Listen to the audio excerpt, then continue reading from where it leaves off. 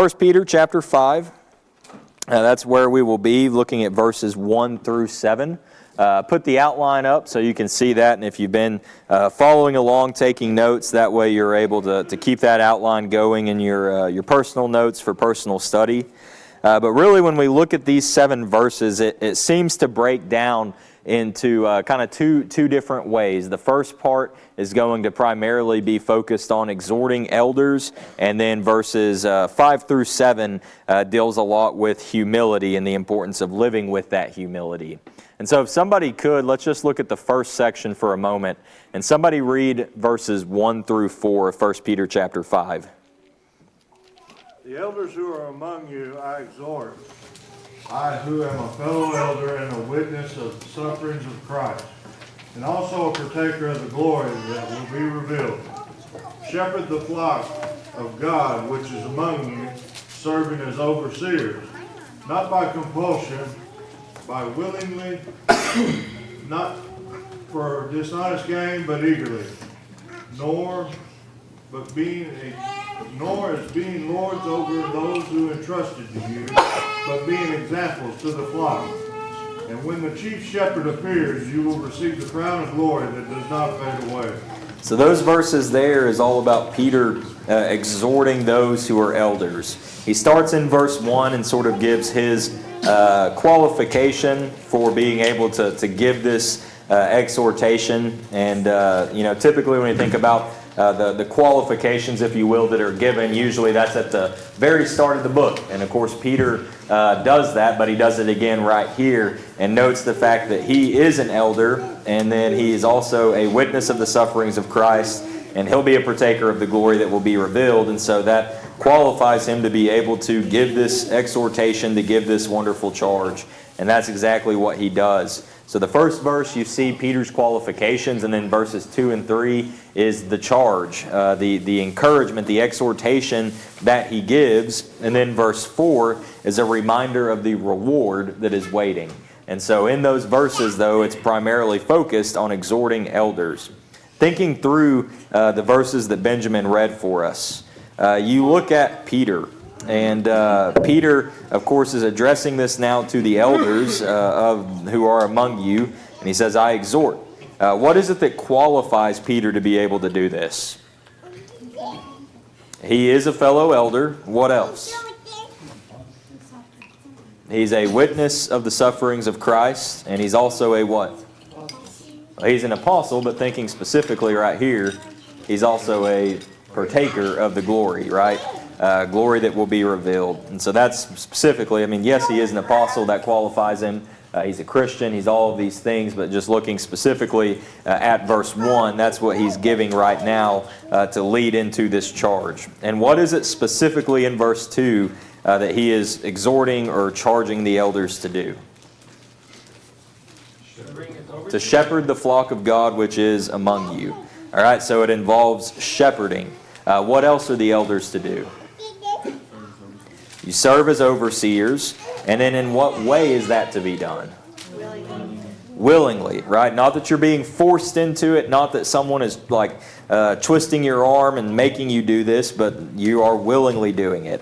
Also, with that, very similar, how else is the elder doing this? Eagerly, right? He's not in it to gain anything for himself, but he is eagerly serving in this way for the betterment of others. And then with this also you move into verse 3. An elder is not to be who? Lords over you. Yeah, elders are not to be lords over those entrusted to you. And so elders are not to just be authoritarians. They're not to just say, well, I'm an elder, that's why you do this. Elders are not to act in that way. But instead, elders are to be what to the flock? Examples, right? Not someone who is out of reach, out of touch, someone who is harsh, but someone instead who is relatable, someone who is approachable, someone who is truly an example to the flock. And then there's a reminder that there is a shepherd who is greater. There is an ultimate chief shepherd in verse 4. And when the chief shepherd appears, what will be received? The crown of glory that does not fade away, right? Things on this earth, they fade away. Things of this earth don't last, but the crown of glory will last forever. And then that gets to the next part that we'll look at, verses 5 through 7, with this idea of live humbly. Somebody read verses 5 through 7. Likewise, you younger people, submit yourselves to your elders.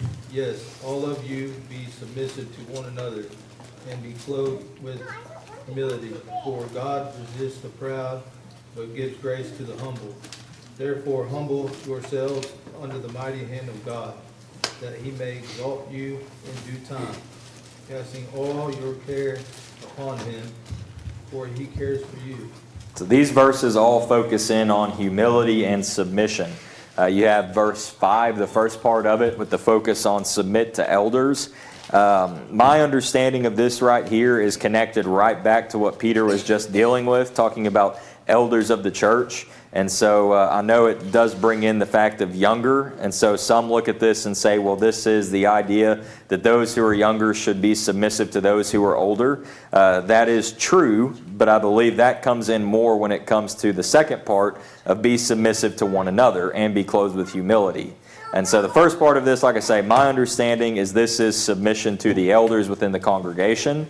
But then second to that is the fact that we should submit to one another, right? That there should be mutual respect, mutual understanding, and this mutual submission. And then it talks about being clothed with humility. And so that's where we talk about humbling ourselves before God at verses 6 and 7. And humility is extremely important if we're ever going to be able to submit in the way that we should. And so that's the outline here. I guess we'll do a couple of questions, just thinking through verses 5 to 7, and then I'll give everybody a couple of minutes to think about the lessons we can learn. So verse 5, likewise you younger people, Peter says, who are you to submit to? To the elders. And then of course all of you be submissive to one another. And what are we to be clothed with? Humility.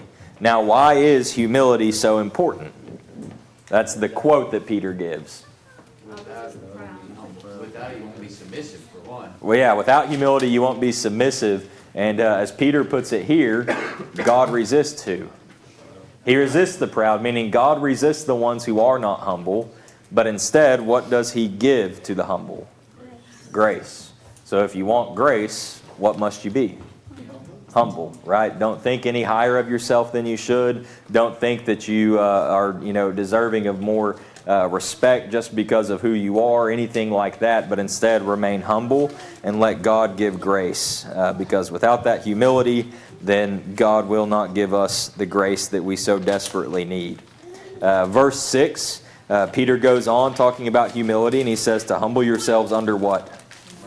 The mighty hand of God, right? I like the way that Peter says that, the mighty hand. It's not just any hand. It's not a weak hand. It's not a, average, but it is mighty. God is a mighty God. And so humble yourselves under his mightiness. Humble yourselves under the mighty hand of God that he may what? That he may lift you up or exalt you in due time. And the way that this humility is going to be expressed to God is whenever we do what, according to verse 7? When we cast all of our cares upon him because he cares for us. Right? The best way we can express our humility before God is to just be open and honest with him. To cast all of our cares upon him. Don't try and hold on to those things for ourselves. Don't try to handle those things for ourselves. Don't try and figure it out for ourselves, but instead cast it all on him, know that he cares for us, and trust him and seek his wisdom in all of these things. And that's how we can show that humility. So that's verses 1 through 7 here of 1 Peter chapter 5. And let's take a couple of minutes and see what we can learn from 1 Peter 5, 1 through 7, and then we'll go through the lessons that I had pulled from it as well.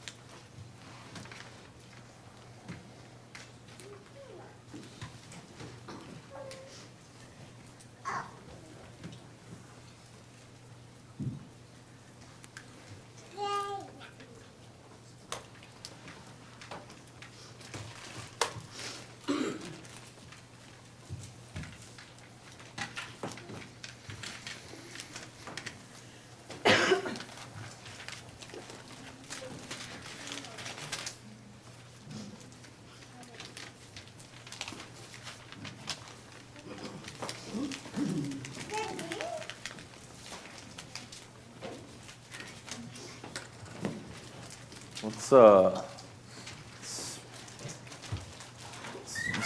try and do about 5, give or take, of the lessons that y'all have learned, and then just looking at the time and thinking about it being a first Sunday and seeing sleepy eyes, we'll move on from there. All right. And so, Johnny, start us out.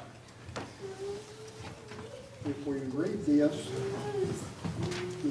verse by verse, we can see an example of how we can have a good relationship with others. Mm-hmm. Yeah, we learn how to have a good relationship because you see it with the elders and one another, and you see it, of course, with God. And we also need to think of their needs as to what we might be able to supply them, Mm-hmm. serve them in some way. Whether it's a shoulder to lean on to make it through, or it's a shoulder to cry on. And that takes Encouragement. that humility, right, to recognize it and then do what we have to do to try and fill the need. Encouragement to do what should be done, or encouragement that they are doing Mm-hmm. a good job. Mm-hmm. Like my dad. He never did tell me he was proud of me. But he told everybody else he talked to. Mm-hmm. I guess he just didn't want me to get the big head, but anyway. But yeah, absolutely. We see somebody looking a little down, or maybe we can find out what they need. Yeah, and so even doing what we can to encourage. A little bit or whatever. Mm-hmm. Encourage and uplift, right? So that's a good lesson. Brandy and then Kevin. From verse 4, we see that just because someone is an elder doesn't mean they're automatically going to get to heaven. Mhm. They have to follow the guidelines that are set forth for them. Right, yeah, that there's still, even elders are under the oversight of the chief shepherd. Like you say, there's still the guidelines that must be followed. And that's a very important thing, that sometimes maybe elders might feel like everything just kind of falls on them. And sometimes there might be the moment there to kind of forget that, there's still one even who the elders are serving. And to remember to make sure to do it his way, right? Any of the actions that need to be taken need to be in line with the chief shepherd, because he's the one who's going to have to be answered to. So good thought there. Kevin? I kind of see it as in like he's giving us instructions, like to be humble, Mhm. Yeah, it really does get to that thought of loving your neighbor, because if you are humble as you ought to be, and if you're submitting to others like you should, really the motivation behind all of that's going to have to be love, right? That we want what's best for others. And even the same thing, I believe, is going to be seen in looking at what the elders are doing as well. That the reason they're doing all of these things, not for self, but they're willingly doing it, they're eagerly doing these things. And the shepherd, being an overseer, all of that, I think, comes back to love. And so that's a really, really good thought. I see your hand, Jared. Yes, motives matter. Mm-hmm. It's pretty short and concise, but motives matter. You Mhm. see it multiple times in these couple of verses. Yeah, absolutely. Especially right there with the elders. A lot of back and forth. This is not the motive, but this is. This is not the motive, but this is, right? So yeah, motives matter, and it's not just for the elders, but even once it gets into the rest of our relationships, that it all works together, and the motives have to be what they should be. Rachel? We're able to get so many examples from these of how we should behave as Christians, and I love the idea of just having a ready mind and being an example to other brethren, but with this idea of having a ready mind and being humble. I know we didn't touch on verse 8, but it has the idea to be sober. And if you are clouded with pride or with other issues in your life, you are not going to be a good leader because your mind is not clear enough to be so. Yeah. And I think that it's just a good example for everybody to be able to lead and to be able to others. Mm-hmm. That's a very good point, and I like that connection with verse 8, because I don't know that we always necessarily think about the connection and think about being sober as it relates to being humble and not proud. Because absolutely, if we are proud, that's going to cloud our mind and our judgment, and we're going to think we're too good for Satan to get to us, right? That we're going to think way more highly of ourselves than we should and forget really who we are, and forget the fact that, no, it's not about me. I can't do it on my own. I have to count on God. I have to trust in God, that when Satan's coming, I have to cast that care on God, but make sure that I stay humble and remember that I'm an example, right? That I've got to be who I need to be for others, and look to my brethren for their example as well. So that's a very, very good thought there. I think I saw Brother Alvin's hand, and then we'll move into some of the other lessons here. Just looking at the first part of that, where it's talking about the suffering of Christ. Mm-hmm. He lets us know that we will have suffering in this life, and that we should know that others gonna have that suffering. Mm-hmm. We should all take all that into consideration when we dealing with people. Yeah, absolutely. And that suffering connects back to really a lot of the big picture in the book, going all the way back to chapter 1, and really through each chapter, Peter has talked some about this suffering. And I wonder, what specifically may have been happening within or for those who were elders serving as they should, because Peter uses that as one of the things that qualifies him, that he's a witness of the sufferings of Christ. So there's some connection there. And then when you look at the end of verse 4, whenever he talks about how what's awaiting is the crown of glory that will not fade away, maybe there was something in a very real sense in the day-to-day life that those who were serving as elders had lost in some way. Maybe there was something in the community that, find out as an elder, this person's an elder of the Church of Jesus Christ, and they believe this, they teach this. Well, we don't want them serving in that capacity for the community any longer. Maybe something with the job that caused problem there. Maybe whatever it is. Maybe something's being taken away from these individuals because of their willingness to serve as an elder. And Peter reminds them in verse 4, there's something better waiting that will not fade away. But to recognize the reality of the suffering, that's absolutely true. So some of the lessons that we can learn in these verses, and y'all had some really, really good ones too. First one I think about in this is the fact that elders need encouragement. Maybe sometimes we forget that, our elders are just like us.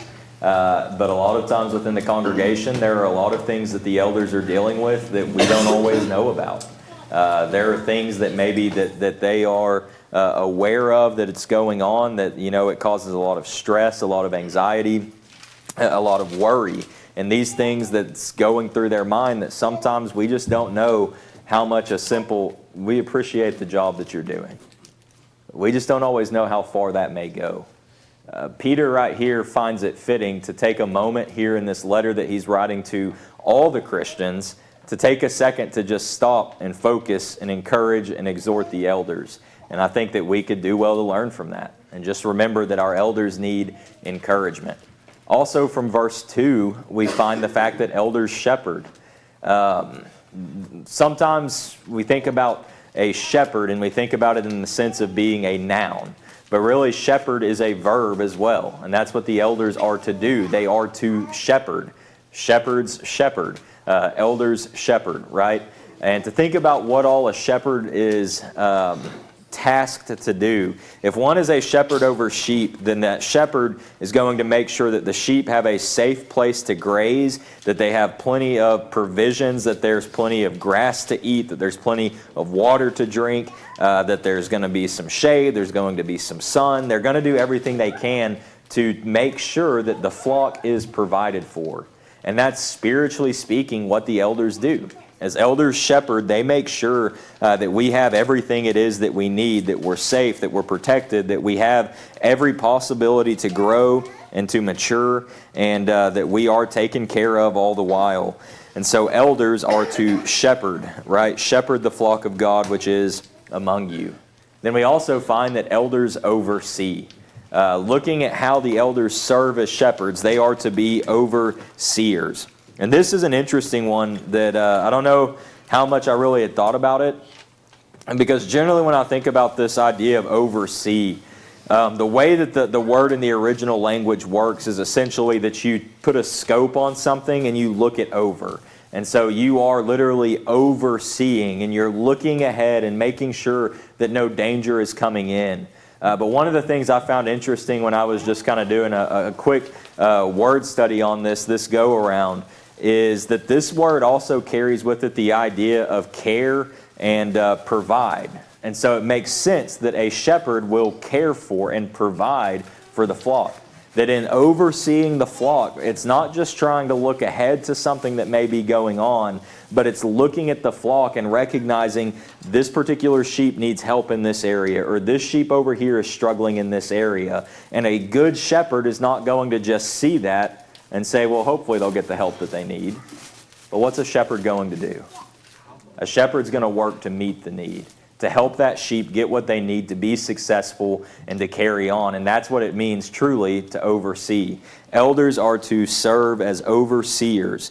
And then you keep looking at the way this goes and getting into a lot of the motives like Jared had talked about. Elders are willing, right? That it's not something that's being done by compulsion, that they're not forced into this position or into this responsibility. But instead, elders are to serve as overseers. They are to shepherd willingly. And then Peter goes on in verse 2 as well to talk about not for dishonest gain, but eagerly.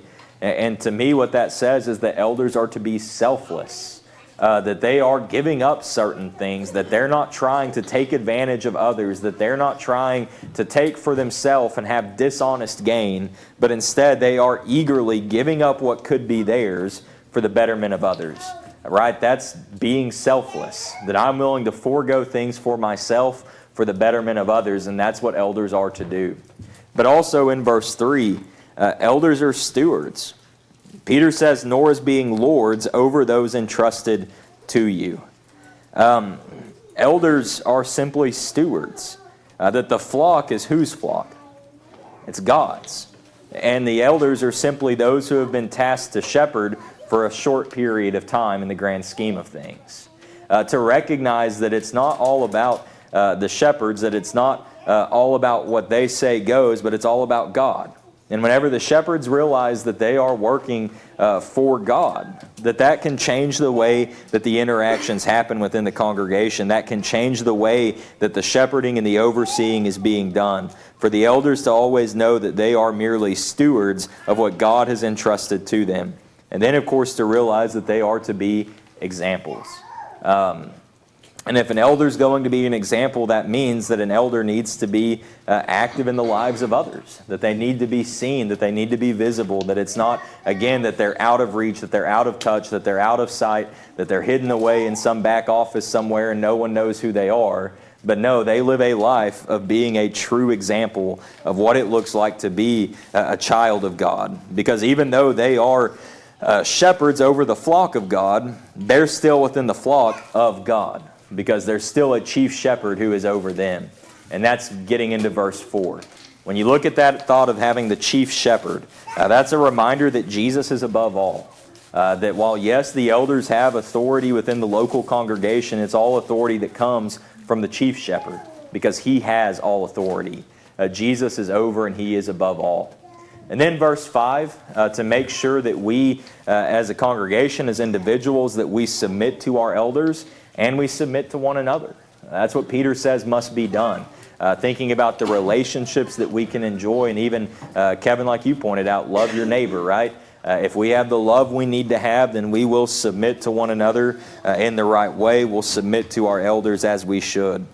Also, from verse 5, we need to live humbly to receive God's grace. Perhaps one of the biggest lessons we could learn in any of this, that if we wish to receive the grace of God, we must be humble. You think about how important God's grace is. God's grace, according to Ephesians 2, verses 8 and 9, is what saves us. The only way that we can have salvation, then, is to make sure that we are living humbly.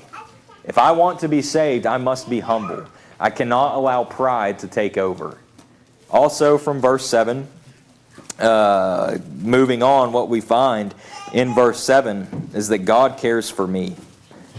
We can maybe easily find ourselves feeling like we are not all that important, that we might think whatever it is I'm going through is really nothing compared to what this other brother or this other sister is going through, and so I'm just going to kind of keep this one to myself.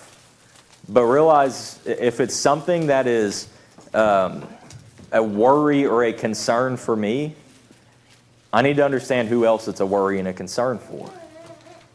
It is for God. If it's something I care about, it's something that God cares about. That it doesn't matter if it's not, in my mind, as big as someone else's problem or as serious as a concern as what someone else is dealing with. I don't need to get lost in the midst of thinking that I'm not as important as so-and-so, or their problem is greater than mine, so I don't want to waste anybody's time with it. Peter says, cast all of your cares on him, for he cares for you.